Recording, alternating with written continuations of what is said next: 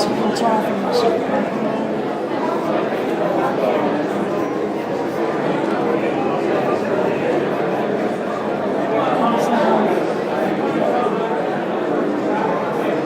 Flattening out even more.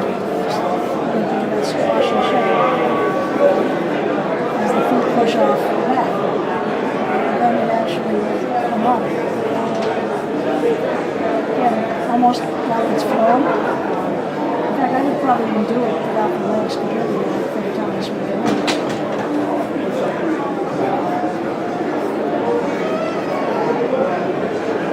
And then have it set.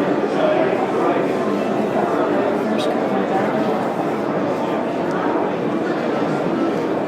And in between pose or two and here too.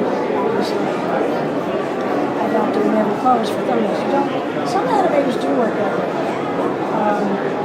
But I used to. But I generally just get the main poses when I'm doing mine now.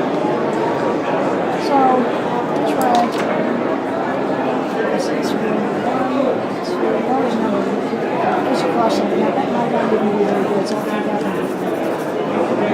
Again, this is all about extreme flexibility, not only